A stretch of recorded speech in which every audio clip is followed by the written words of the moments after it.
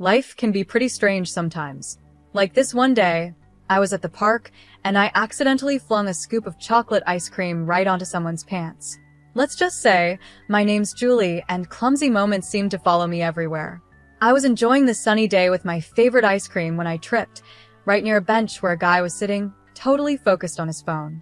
"Oh no, I'm so sorry," I blurted out as the ice cream landed right on his leg. He looked up, more amused than upset, and then something unexpected happened. He laughed. "Guess I needed a little extra chocolate today," he joked. His easygoing reaction made me feel a bit less embarrassed. I quickly grabbed some napkins to clean up the mess. "I promise, I'm not usually an ice cream attacker," I said, trying to laugh it off. He waved his hand and smiled. "It's okay, sit down," he offered, motioning to the spot next to him. "I'm James, and thanks to you, I've got a funny story about how my day got better." I smiled back and sat down. "I'm Julie, and I guess I owe you an ice cream now." We hit it off right away. It turned out James worked in IT, not far from where I did my web design work from home. We talked about everything from tech to movies, and by the time we parted ways, we had already planned a date for the weekend. Fast forward, and things between us were going great. But then came the day I met his mom, Mrs. Charles. James had mentioned she was a bit old-fashioned, but nothing could have prepared me for meeting her. When I walked into their family home, there she was, sitting with a big astrology book open in front of her. "Hi, I'm Julie," I said, reaching out to shake her hand. She looked me up and down, clearly judging me, before lightly taking my hand. "James tells me you're a web designer and work from home," she said in a tone that made it sound like it wasn't a real job. "Yes, I've been doing it for a couple of years now, and it's going really well," I replied, feeling my face flush. She just hummed, flipping through her astrology book. "And when's your birthday, dear?" I told her, and she ran her finger along the pages of her book before clucking her tongue. "Oh, that's a tough date. Very challenging and not astrologically compatible with my James," she said, looking disappointed. I tried to stay calm, but it wasn't easy. "Well, we're doing just fine so far," I said. Mrs. Charles smiled, but it wasn't a friendly one. It was the kind of smile that made it clear she thought she knew better. "We'll see, dear. These things have a way of showing their true colors in time." The whole visit was tense. Everything she said felt like a subtle dig at me, my job, my background, even my taste in clothes. It was obvious that I wasn't what she had in mind for James. After 5 years of dating, dealing with her cold attitude, and just handling life's ups and downs, James and I decided to get married. Yeah, 5 years since that ice cream incident. But we were solid. Nothing could really shake us. One lazy Friday, we were sitting on the couch watching old comedy movies when James turned to me, his eyes serious, which was unusual for him. "Julie, I've been thinking," he said, and my stomach did that weird flip, like butterflies going crazy. "What's up?" I asked, trying to sound relaxed, even though my heart was racing. "I kinda want to spend the rest of my life watching bad movies with you. What do you say we make it official?" His smile was hopeful, almost shy, which wasn't like him at all. I laughed, mostly out of relief, because I wanted this more than anything.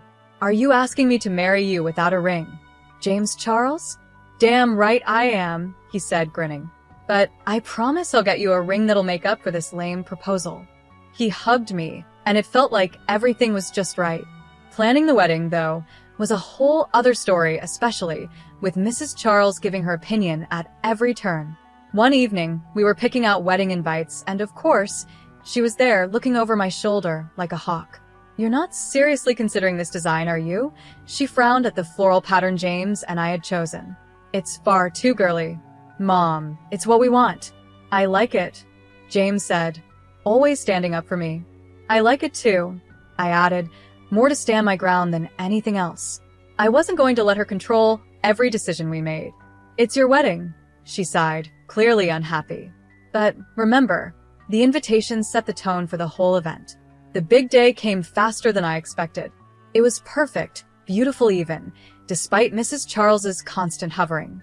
James looked amazing, and when I walked down the aisle toward him, his grin said it all.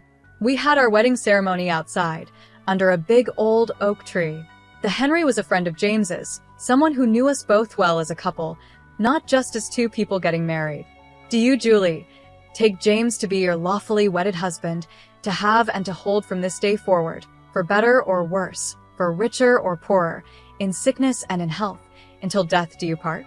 And do you, James, take Julie to be your lawfully wedded wife, to have and to hold from this day forward, for better or worse, for richer or poorer, in sickness and in health, until death do you part. We exchanged rings, and when James slid the ring onto my finger, it felt like we had won not just against Mrs. Charles's comments or the stress of planning the wedding, but overall, the challenges life had thrown at us. You may now kiss the bride, the Henry said, and James didn't wait for a second. As soon as he kissed me, cheers erupted from all around. It felt like a scene from a movie, but even better because it was real, and it was our moment. We had been living together for 3 years, and everything felt right.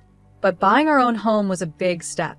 We spent our weekends looking at houses, discussing what we liked, and figuring out what we could afford.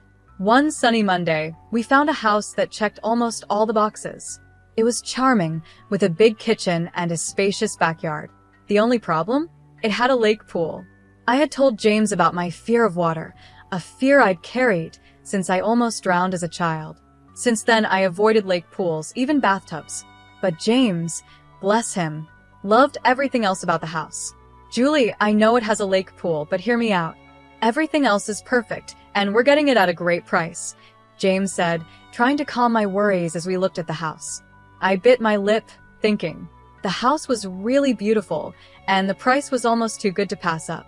Okay, but I'm not going near that lake pool, James. You know that, right? James wrapped his arm around me, pulling me close. Of course, babe. We'll figure it out. Maybe later on we can fill it in or something. For now, we don't have to use it. We moved in, and it was like a dream come true. The house and the neighborhood felt perfect, but it didn't take long before Mrs. Charles came over to see our new place. I braced myself for her usual comments. She always had a way of showing her disapproval, especially when it came to money and my job. As she walked through our living room, her eyes took in every detail, her lips tight. Finally, she spoke, her tone dripping with doubt. It's a big house, isn't it? Must have cost a lot. James, are you sure you can manage the mortgage? James, always the peacemaker, tried to ease the tension. Mom, we've got it under control. Julie and I both pitched in for the house. It's not just on me. I chimed in, tired of the assumption that I was relying on James. That's right, Mrs. Charles. I work too, you know. My web design job pays well, and it helped us get this place. She scoffed, clearly not believing me. Working from home on your computer all day? That doesn't sound like it brings in enough to afford a place like this. Seems more like a hobby than a real job. The rest of her visit passed in a blur of forced smiles and awkward topic changes. After she finally left, I let out a long breath I didn't realize I'd been holding. James hugged me tightly, pulling me close. Ignore her, Julie. We know the truth. We're doing this together, and that's what matters. As weeks went by, our new house started to feel like home. I sat in my office, and it became my safe space. From there, I worked on web design projects that not only paid well, but also showed that I could contribute just as much to our life together. James took care of the yard and kept up with the lake pool, even though I never went near it. Then, one sunny afternoon, the incident happened. Mrs. Charles had decided to drop by, supposedly to bring some of James's old stuff from his childhood. But I knew she had more on her mind. She always had a way of turning a simple gesture into something more critical. We were out in the backyard, making small talk, when her eyes landed on the lake pool. Julie, I never see you or James in that lake pool. Don't you ever swim? Her question caught me off guard. I took a deep breath, figuring honesty might stop the conversation from going further. Actually, I'm afraid of water. I had a bad experience as a kid, almost drowned. I haven't felt comfortable around lake pools or large bodies of water since. Her expression changed from curiosity to something different. I couldn't quite figure out what Mrs. Charles's expression meant. Was it disbelief? Disdain? Whatever it was, it didn't feel supportive. Well, that's just unusual, isn't it? A grown woman afraid of a little water, she scoffed, and I felt my face flush with embarrassment. I tried to laugh it off, but the conversation left me feeling uneasy. Later, I found out it wasn't just an awkward moment, it was the start of rumors. Mrs. Charles, in her usual way, had shared my fear of water with her friends and family, but she had twisted the story. By the time it made its way back to me, the story was that I was mentally unstable because of my phobia. A friend who'd heard the rumor asked me, "Julie, is it true what they're saying? That you're too scared to even look at your own lake pool?" I felt hurt and betrayed, so I talked to James about it. He was just as surprised. "She said that? That's it. I'm talking to her, this has to stop." James confronted his mother, and things exploded. He made it clear her behavior was out of line, but instead of backing down, Mrs. Charles got even worse. She started accusing me of manipulating James and trying to keep him away from her. One afternoon, she called me directly, her voice sharp and accusing. "You're just trying to keep me out of the house. What are you hiding, Julie? Meeting someone else while my son's at work?" Her words were like poison, meant to hurt me. I was stunned. "Mrs. Charles, that's ridiculous. I would never cheat on James, you know that." But she wouldn't listen. "Oh, I know your type. You think you're clever, but I know what's going on." I told James about the call, and he was just as shocked. "She said that? That's insane, Julie. You know it's not true, and I know it's not true," he said, trying to laugh it off. But I was shaken. The fact that his own mother would go so far to make me look bad was disturbing. James agreed, and we decided it was time to set some boundaries. After that, Mrs. Charles's visits became less frequent. And when she did come over, James made sure to be there so he could step in if needed. Things started to settle down, but a few weeks after the big blow-up with her, I began noticing small things that seemed off. Little things that wouldn't mean much to anyone else, but to me, they felt like signs. It started with the feeling of being watched. At first, I thought I was just imagining it. When I was at the grocery store, picking out vegetables, I'd get this strange feeling, like someone was staring at me. I'd turn around and sometimes catch a glimpse of someone looking away quickly. I told myself it was nothing, probably just other shoppers. But then it happened again, this time at the laundromat. I was folding clothes when that same feeling came over me. I glanced up and saw a man standing across the street, just staring straight at me. I blinked, and he was gone. "You're being paranoid, Julie," I muttered to myself as I shoved the clothes into my bag. But the real shock came one evening at home. James was working late, and I was in the living room catching up on some web design work. That feeling of being watched hit me again. I peeked out the window, and there he was, the same man from the laundromat. He was standing across the street, barely visible in the dim streetlight, but definitely there, definitely watching. I grabbed my phone and called James, my voice a bit shaky. "James, I think someone's been following me. I've seen him a few times now." James stayed calm, maybe too calm. "Julie, love, you're probably just tired. You've been working a lot lately. Maybe you should take a break." I tried to believe him, thinking maybe it was all in my head. I started doing yoga and tried meditation to calm down, but the uneasy feeling wouldn't leave. I just couldn't shake the sense that I was being watched. Then it happened again. I was leaving the grocery store, and there he was, standing in the parking lot. This time, I was ready. I quickly pulled out my phone and snapped a picture before he could walk away. Finally, I had proof this wasn't just my imagination. That evening, I showed the photo to James. I could tell he finally understood. "Okay, that's not normal," he admitted. Later that night, we were walking home from a nearby restaurant when James suddenly grabbed the arm of a man passing by. It was him, the man from the photo. "Why are you following my wife?" James's voice was tense, and he held the man's arm tightly. The guy looked cornered, his eyes darting around before he let out a sigh. "Look, I'm a private investigator. I was hired to watch her, that's all." James's face darkened. "Hired by who?" "Your mother," the investigator confessed, looking embarrassed. "She wanted proof of infidelity." James was furious. He pulled out his phone right there and called his mother. "Mom, what the hell? You hired someone to follow Julie? That's it. You're out of our lives until you can act like a decent human being." The conversation was heated, and by the time it was over, James was shaking with anger. On the way home, he apologized to me over and over. The next day, James went out and bought cameras for every corner of our property. No one's going to invade our privacy like that again, he promised as he installed them. After everything that had happened, James suggested we take a vacation to clear our heads. Let's just get away from all this drama, Julie. Just you and me, somewhere peaceful, he said one evening while we sat on the couch, exhausted, in a house that now felt too loud with all the tension. I didn't need any convincing. Yes, let's do it. I really need a break, James. We decided on a small cabin up in the mountains, away from everything and everyone. It was perfect. The air was fresh, the views were beautiful, and most importantly, it was just the two of us. No distractions, no interruptions.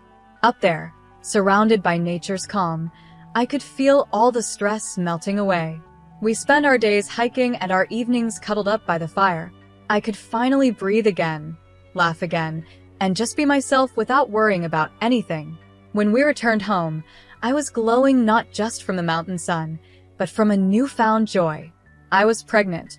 We found out a few weeks after we got back, and it filled us with happiness, though I also felt a bit anxious. I didn't want anyone to know yet, especially not Mrs. Charles. I was afraid the stress she could bring might harm our little miracle, something we had been waiting for so long. Working from home made it easy to keep the pregnancy a secret. I didn't go out much, and my belly stayed small, which the doctor said was a little unusual, but nothing to worry about. Every pregnancy is different, he assured us during one of my checkups. As I approached my 9th month, it became harder to keep my condition hidden. James and I decided it was finally time to share our news. We planned a small celebration at our home, a baby shower of sorts, inviting all our relatives. Despite everything that had happened, I felt it was the right thing to invite Mrs. Charles. Taking a deep breath, I dialed her number, my heart racing. It rang 5 times before she answered. Hello. Hi, it's Julie, I said, trying to keep my voice steady. I wanted to share some news. James and I are expecting a baby. We're having a little get-together next week to celebrate, and we'd love for you to come. There was a long pause, long enough to make me worry I had made a mistake. Then her voice, surprisingly calm, said, I'll be there. The day of the celebration arrived, and our home was filled with laughter and joy. Our relatives fussed over baby clothes, making guesses about whether it would be a boy or a girl.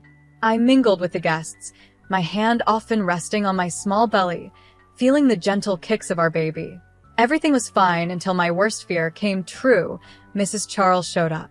Throughout the afternoon, she kept her distance, whispering to anyone who would listen, hinting that my pregnancy was a lie. Look at her, she said spitefully. 9 months pregnant and barely showing. She's made this all up to trap my son and take his money. Thankfully, her words didn't have much effect. The guests chuckled and rolled their eyes, knowing her history of constant disapproval of me. They dismissed her accusations as just another one of her wild stories. But Mrs. Charles didn't stop. I'll prove it to all of you, she muttered angrily, stomping off, her face red with either anger or embarrassment, maybe both. Feeling a mix of frustration and determination to end this nonsense, I followed her out to the courtyard near the lake pool. Can we just talk? This isn't true, and you know it, I pleaded, keeping my voice steady even though I felt a storm of emotions inside. Her face twisted with anger. Save it. I know exactly what you're up to, she snapped, her tone ice cold. As I turned away, desperate to convince her, I suddenly felt a hard shove from behind. I lost my balance and stumbled forward. The edge of the lake pool came closer, and before I knew it, I was falling into the water. Fear took over as I sank, the same panic from my childhood gripping me. Darkness crept into my vision as I struggled, my mind screaming for help. When I woke up, I was in a hospital bed, the soft beeping of machines filling the room. James was there, his face pale and worried as he held my hand tightly. How's the baby? I croaked, my voice barely above a whisper. James squeezed my hand, his eyes filled with tears. The doctors had to do an emergency delivery. He's in intensive care now, he whispered, his voice shaking with fear. My heart sank, tears welling up in my eyes. Our baby, our little boy, was fighting for his life in an incubator. The next morning, I woke up still in shock, the events of the previous night playing over and over in my mind like a terrible loop. Feeling weak, but determined to understand what had really happened, I turned to James. "You need to check the security footage from last night," I said. I turned to James, my voice shaky but urgent. "Your mom, she pushed me into the lake pool." It wasn't an accident. James looked confused, almost unwilling to believe it. "Julie, are you sure? Mom can be tough, but to physically push you? That doesn't sound like her." "Just check the cameras, please," I insisted, my stomach in knots, afraid he wouldn't take me seriously. James nodded slowly, pulling out his laptop to access the security footage from the cameras we had installed. The tension in the room was thick as he fast-forwarded through the video. I watched his face change from doubt to shock and horror as the truth played out on the screen. "Oh my God. Julie, I'm so sorry. I can't believe she did this," he stammered, his face pale as he looked at me, the laptop forgotten beside him. He immediately called the police. The evidence was undeniable, leading to his mother's quick arrest. Mrs. Charles was charged, and the trial was set. Her defense was that it was all a joke, a way to prove I was faking my pregnancy. She claimed she thought my belly was fake and expected it to fall off when I hit the water, exposing my lie in front of everyone. But the video and witness testimonies told a different story. The jury didn't believe her excuse of a prank gone wrong. She was found guilty of assault and reckless endangerment. The judge, stern in his verdict, sentenced her to 2 years in prison. He also ordered her to pay substantial compensation for our medical bills and the rehabilitation costs for our son, who had been born prematurely due to the trauma of the incident. To cover the fines and compensation, Mrs. Charles had to sell her house. As our son fought through his early months, undergoing many medical treatments and therapy to catch up in his development, the strain on us was immense. Every day was filled with hospital visits, therapy sessions, and constant worry. But over time, with relentless care and medical help, our little boy began to thrive. Through it all, James and I grew closer.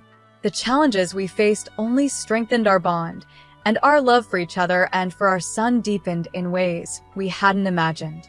As Mrs. Charles's release date got closer, I made an important decision for our family's safety. I filed for a restraining order against her, and it was granted. She was not allowed to have any contact with us, especially with our son. It wasn't an easy decision, but it was necessary. Keeping our child safe was the most important thing, and we couldn't risk more problems in our lives. One evening, after we put our son to bed, James looked at me with a gentle smile. "You know, despite everything, I feel lucky. We have each other, we have him, and we have a future." It James the end of a difficult chapter in our lives, but more importantly, it was the start of a new one filled with hope, healing, and happiness.